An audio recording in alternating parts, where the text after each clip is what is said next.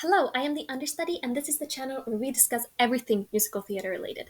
Today, we are reading Barron's AP Music Theory, 3rd edition by Nancy Fuller-Scoggin, BME.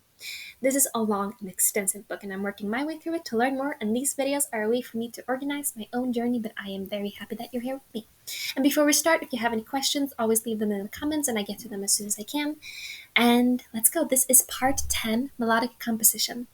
The vocabulary for this chapter includes anacrusis, augmentation, conjunct, diminution, disjunct, elision, expansion, including internal and cadential, fragmentation, imitation, leitmotif, literal repetition, melody, melodic inversion, mode mixture and modal borrowing, motive and motif, non-chord tones, non-harmonic tones including the appoggiatura, the anticipation, escape tone or échappé, I don't know if that's correctly pronounced, incomplete neighbor or the cambiata, passing tone, accented, unaccented, and chromatic, the neighboring tones, upper and lower neighbors, suspension, and retardation.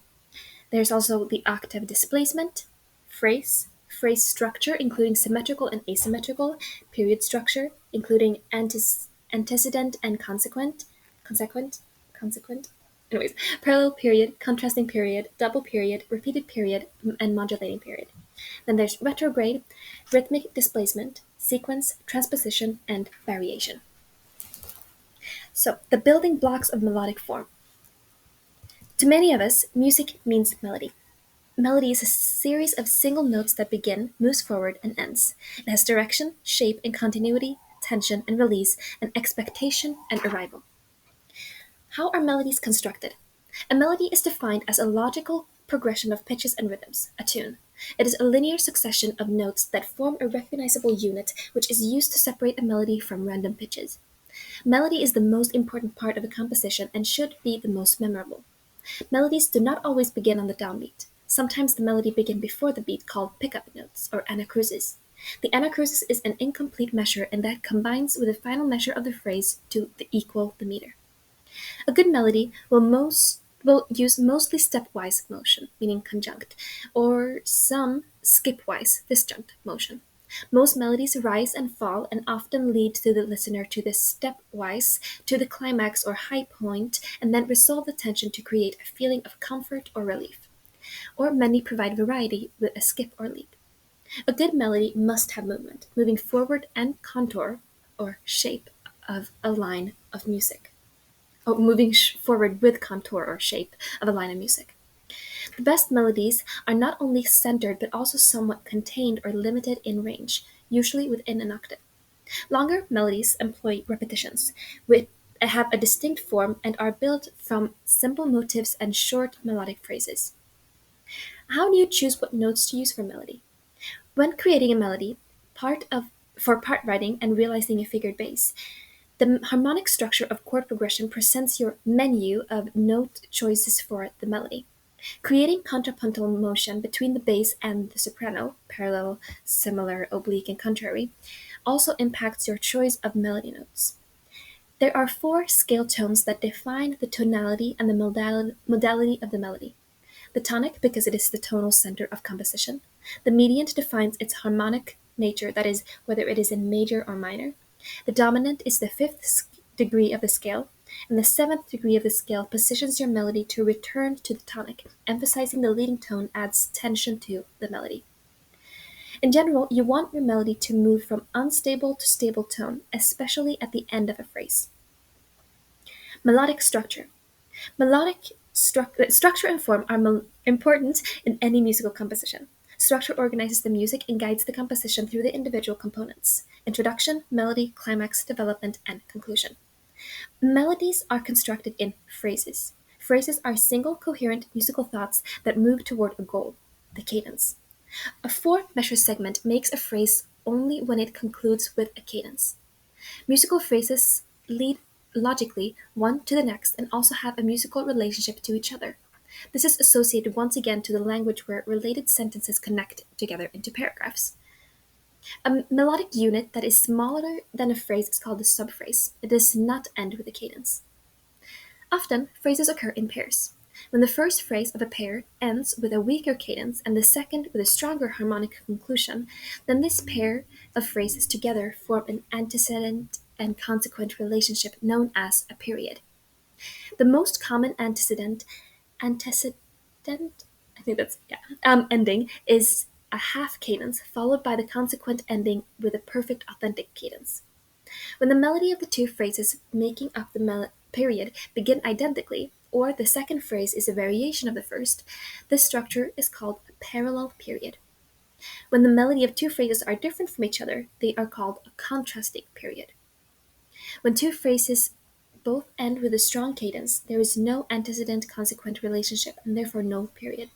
You simply have two phrases. A repeated parallel period is just that, two phrases that form a parallel period repeated exactly. A double period is a group of four phrases in which only the perfect authentic cadence appears at the conclusion of the fourth phrase. The first two phrases and the last two phrases are paired to form the antecedent consequent relationship. When phrases are analyzed, they are labeled with lowercase alphabet letters. Phrases that sound different get a different letter name. They get a different letter, A, B, C, and so forth. Phrases so forth, while phrases that are identical get the same letter. So phrases that are similar but not identical really receive the same letter with a prime mark, such as A or A with a little slash, or with letters and numbers, such as you can see here. You have the A and then you have the A with a little 1 over it. Phrase structure is often uses charts like this to also represent number of measures, melodic phrases, relationships, and cadence types. So here we have a F major, and we have the first 1 to 8 measures, and then we have a half cadence, or in this is a half cadence. And then here we have the measure 9 to 16 with a perfect authentic cadence. So this is an example of a parallel period, which is a variation. The second is a variation of the first. Okay. Phrase expansion refers to expanding phrases beyond normal phrase lengths by adding material to the beginning, end, or middle. So material can be added at the beginning, and it is called an introduction or a prefix. Expansions at the end of phrases are known as suffixes or cadential extensions. An internal expansion lengthens the phrase anywhere other than the beginning or the end. An elision occurs when one phrase ends and the next phrase begins simultaneously with one note or chord functioning to overlap the phrases. Let's look at a musical example and comment on the melody, phrases, and cadences. This is Piano Sonata in A. Okay. This piece has 4 phrases. The first 2 phrases measures 1 to 8, as we can see here, create a parallel period. The example ends with a cadential extension. Here. Let's see. The first 2 chords in measure 16 immediately recall measure 8, and the movement of the melodic voice wants to go to A. When it doesn't, the melody feels interrupted through measures 17 and 18 until the final chord with A in both soprano and bass, finishing the idea in the same way it was finished in measure 8. Harmonically, the extension prolongs the tonic before resolving with a perfect authentic cadence. Can you create the phrase structure chart? Oh, sorry, that is already it created for you. So this is the answer for the phrase structure chart. So we have a parallel period with A and A1. Then we have part B with another phrase, and then we have a similar parallel period to these, and then we have an extension. We have half cadence, perfect authentic cadence, half cadence, imperfect authentic cadence, and perfect authentic cadence. Let's also go through these real quick. So phrase 1 ends with half cadence. Phrase 2 begins the same as these, meaning they are the parallel ones. And then we have phrase 2 ending with a perfect authentic cadence. Phrase 3 begins differently, which is why we have a B here instead of an A. And phrase 3 ends with a half cadence. Then we have phrase 4 begins with exactly the same as phrase 2. Here, another variation. And the cadential expansion interrupts the completion of the perfect authentic cadence, meaning there is an extension, and then we have a perfect authentic cadence. Gorgeous. So repetition. The use of repetition is perhaps the most crucial aspect of musical structure. It balances the music between the familiar and unfamiliar. A melody can be repeated in several ways. Literal repetition is the exact repetition in the same voice. In multiple voice compositions, the melody repeated is another part is often an imitation because the second part imitates the first. Repetition through motive. The melodic motive or motive is a short group of notes, usually between 2 and 8 notes, that is repeated throughout the melody to establish the identity and provide thematic unity. It is an important recurring musical fragment, or even just a few notes in succession that have some significance to the composition. The motive may be melodic, harmonic, or rhythmic, and may be repeated exactly or have many variations. It can be transposed or altered rhythmically, for example. The motive defines the melody and the characterizes and unifies the composition. Probably the most famous motive of Beethoven's is from Beethoven's Fifth Symphony. This motive represents faith knocking on the door. So you have the up here. Da da da da. That is a very famous musical motive. A motive thematically associated with a person, place, or idea is called a leitmotif, spelled Leitmotif. Leitmotif. Such as themes representing the characters in one of Richard Wagner's operas or, most recently, in film scores such as Star Wars. The leitmotif may be heard whenever the character is on stage or that the idea is an important part of the plot. As with other motifs, leitmotifs may be changed when they return, sounding quite differently depending on whether the character is in love or being heroic or dying. This leitmotif, as you can see down here, represents the character Siegfried from Wagner's opera The Valkyrie.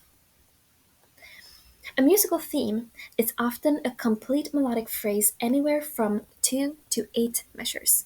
Usually the theme is a recognizable melody or a characteristic rhythmic pattern.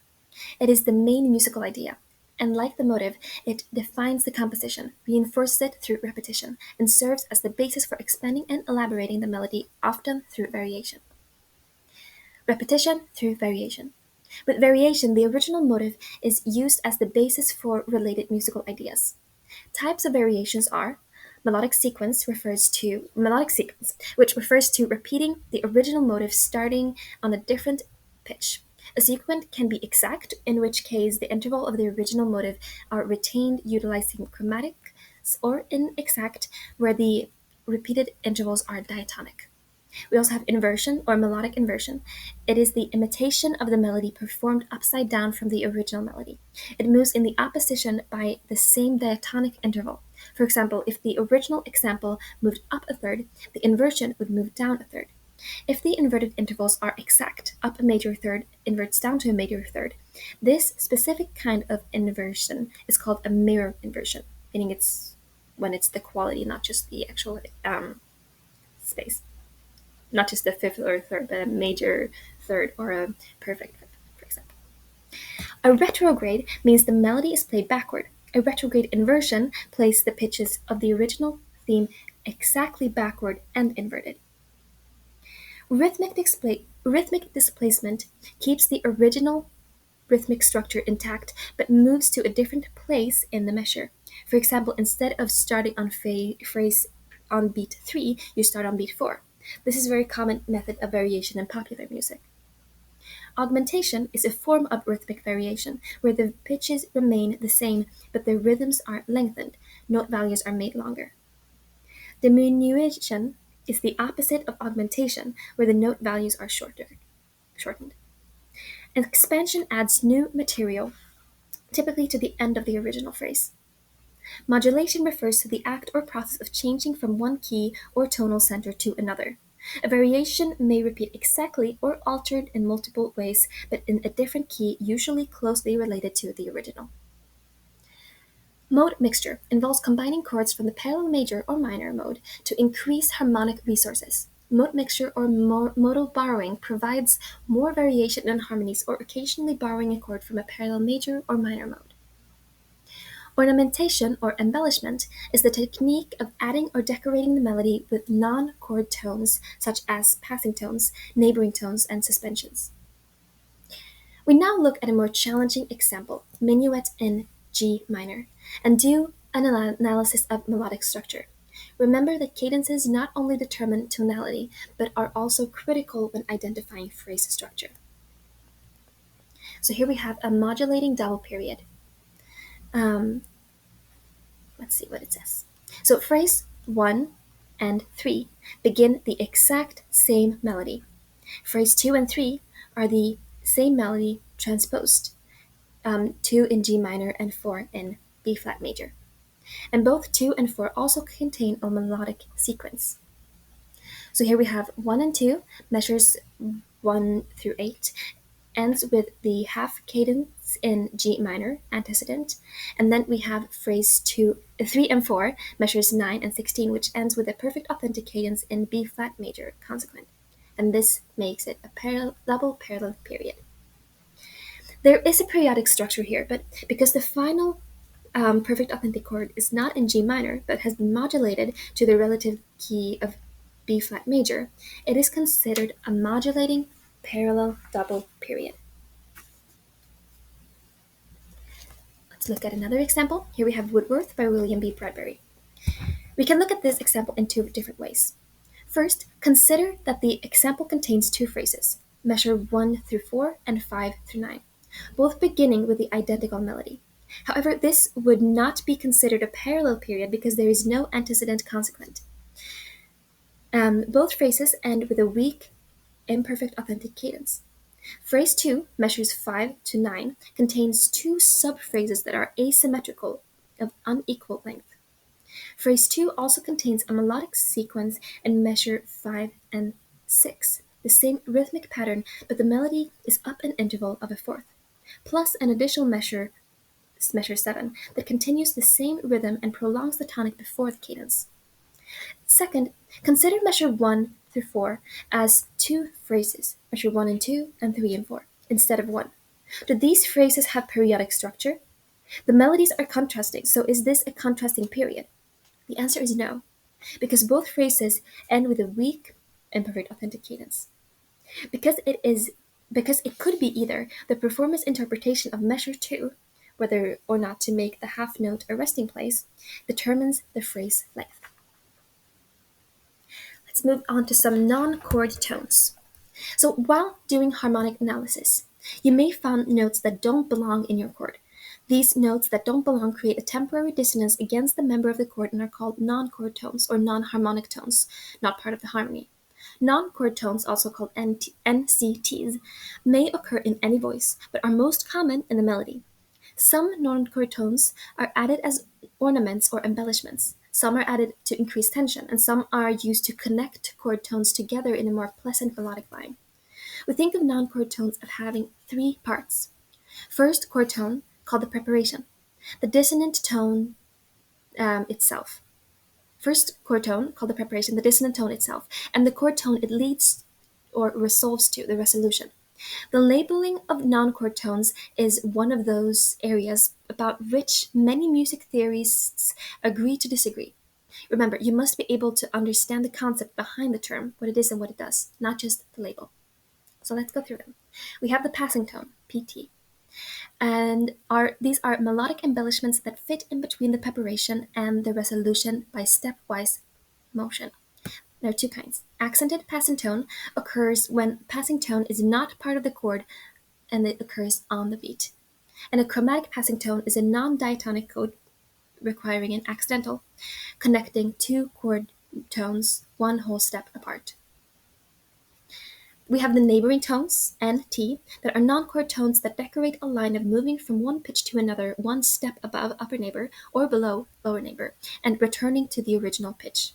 When the neighboring tone is an accidental, a half step above or below the chord tone, but not the leading tone in minor, it is called a chromatic neighbor. An incomplete neighbor or cambiata is a non-harmonic tone approached by a skip or leap in one direction and resolved by a stepwise motion in the opposite direction. It occurs in a weak rhythmic position. A neighboring group, sometimes called a changing tone, consists of two consecutive non-chord tones. The first moves up by a step from a chord tone, skips down to another chord tone and non-chord tone, and then resolves to the original chord tone. These two non-chord tones may also be called double neighbor tones. Changing tones appear to resemble two consecutive neighbor tones, an upper neighbor and a lower neighbor with the chord tone missing from the middle. Let's move on to appoggiatura. It is a specific kind of incomplete neighbor that leaves the preparation by leap up and then resolves down by step. This is an accented non-chord tone because it occurs on the beat. An escape tone, or however you pronounce that word, right here, is another form of incomplete neighbor that leaves the chord tone by step, then resolves in the opposite direction by leap. A suspension occurs when a note is and suspension occurs when a note in the preparation chord is held over or suspended, creating a momentary accented dissonance on the beat that is resolved downward by a step to the resolution. Suspensions are named for the interval numbers above the base of the dissonant tones and the resolution. Most common types of suspensions are 9 to 8, 7 to 6, and 4 to 3. Suspensions are often connected to the preparation by a tie. When the suspended note is not tied to its preparation, it is called a rearticulated suspension. A retardation is a suspended tone that resolves upwards. An anticipation tone leaves early from the preparation chord by step to become part of the resolution tone. It is the opposite, so it anticipates the pitch to come in the next chord. So here is an example of a melody in C major using non-chord tones. Number 1, we have a passing tone. It fills in the gaps between chords a third apart. Then we have number 2, a lower neighbor. It is one step below two of the same chord tones. Number 3, an accented upper neighbor that occurs on the beat. Number 4 is a passing tone, which fills in the gaps between chord tones a third apart. Again, same as first. Then we have number 5, an escape tone, which is unaccented, approached by step and moves away in the opposite direction by a leap. So you can see how it goes up and then it skips down. Or it steps up and then it leaps down. Then we have number 6, an appoggiatura, which is on the beat. It is accented, and it is approached by a leap and it resolves in the opposite direction by a step. Then we have number 7, the upper neighbor, which is one step above two of the same chord tones. Then we have and we can see both of these are the tonic, so we can see this, and then it is an upper neighbor. An incomplete neighbor, number 8, which occurs on the weak beat and leaves by skip and resolves by step in the opposite direction. Then we have number 9, a suspension. In this case, it is a 4-3 suspension, which is held over from the preparation chord and resolves down by a step to the chord tone. If you want to go back, you can identify the chords circled in Eventide. It's a few chapters back. I'm not going to do that here. They are not chord tones. Okay, let's move on to this example instead. So this is choral. I don't know how to pronounce this, and I'm not going to butcher it, unfortunately. So it is important to remember our earlier discussions about looking at music and not just the key signature to determine the key and to note that music doesn't always stay in one key. In this example, the first phrase is in F major and the second phrase is in its relative minor, D minor. The cadences are the proof we need to determine the tonality. So here is an example of an imperfect authentic cadence in F major. It is an antecedent and a perfect authentic cadence here, which is the consequent. I don't know. Forming a modulating contrasting period. So let's connect the dots orally and visually. How will what we see sound? Remember the top 10 melodic patterns. We note that Bach used fa, so, do in F major as the bass line for the first phrase, the second most common bass ending, and so, do in D minor in the second cadence, the most common bass ending. There are several examples of non-chord tones, including passing tones, accented passing tones, anticipation, and a 9/8 suspension. This excerpt also includes an example of what not to do. Notice in the box, in the first complete measure, that the tenor voice is singing higher than the alto, and or alto is singing lower than the tenor. This is an example of crossed voices. It's a definite no-no on the AP exam. Now let's look at the whole chorale. So this composition includes 8 phrases, ending with a fermata.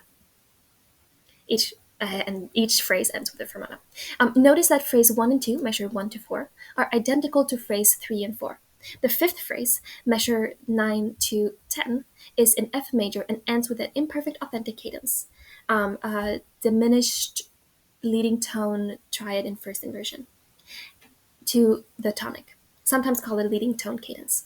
Using a 4-3 suspension with a lower neighbor embellishment in the alto and an accented upper neighbor tone, D, in the tenor. Phrase 6 begins with the addition of an accidental, the E flat that is in neither F major or D minor, retains the B flat and later adds the F sharp. The cadence proves the move to G harmonic minor, and with half cadence, the tonic to the dominant, phrase and with okay, so that is the phrase. This cadence proves a move to the G harmonic minor with a half cadence. Okay, I see. Phrase 7 shifts tonality again. The accidentals are very big clue. Notice the F natural in the soprano moves down to an E, while the B natural in the bass moves up to a C. The B natural is retained throughout the phrase, ending with a convincing cadence in C major. Can you identify the cadence of the non-chord tones in this measure? The final phrase is back in F major, ends with an imperfect authentic cadence, and features a 4-3 suspension in the alto. The harmonic analysis for the last 2 measures is the supertonic, the tonic in first inversion, the dominant in with a suspension note, and another dominant, and then the tonic. Learning to play and interpret melodies using harmonic and melodic embellishments and understanding the structure and organization of melody are goals musicians pursue for a lifetime. Let's do some chapter summary. So, melody is the most important part of a composition and defined as a logical progression of pitches and rhythms. A good melody must have movement, contour, or shape, set up and resolve tension, have a tonality center, and stay within the reasonable range. An interesting melody with tension and release is created by paying attention to stable and unstable tones of the diatonic scale by using a mixture of stepwise and skipwise motion. Repeating and varying a main melodic theme is an effective way to create larger compositions. A theme or motive can be repeated in the same voice or imitated in a different voice. There are many ways to vary a melody, including sequence, inversion, retrograde, inversion. What did they write? Oh, inversion, retrograde inversion, expansion, augmentation, diminution, modulation, and mode mixture. Musical phrases lead logically one to the next and also have a musical relationship to each other. Harmony defines phrases in the common practice period. Often phrases occur in pairs. When the first phrase of pairs end with a weaker cadence and the second with a stronger harmonic conclusion, then this pair of phrases together forms an antecedent consequent relationship known as a period. Pairs of phrases can be parallel, beginning with identical melodic material, or contrasting, beginning with different melodic material. A double period is typically 4 phrases that are paired to create an antecedent consequent relationship.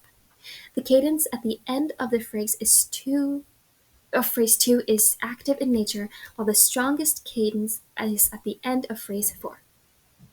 Embellishing or ornamental notes are not part of the chord create a temporary dissonance against the other members of the chord and are called non-chord tones or non-harmonic tones, not part of the harmony. Examples of non-chord tones are passing tones, accident, unaccident, and chromatic, neighboring tones, upper, lower, chromatic, incomplete neighbor or cambiata, neighboring group, appoggiatura, escape tone or échappé, as well as suspension, retardation, and anticipation. And that is it of part 10, melodic composition. Thank you so much for watching. I doubt that many people watch this, but because I'm just producing it for myself. But if you did, I am like super happy for you, for me, whatever. Thank you. If you like what you see, and if you've made it this far through this entire series and are still watching, definitely hit the subscribe button because you and I think alike. I'd be very honored if you subscribe, but No pressure. And if you have any questions, make sure to comment down below, and I will make sure to answer as much as I can or make new videos. You know the jazz. Yeah. Anyways, thank you so much, and I'll see you in the next one.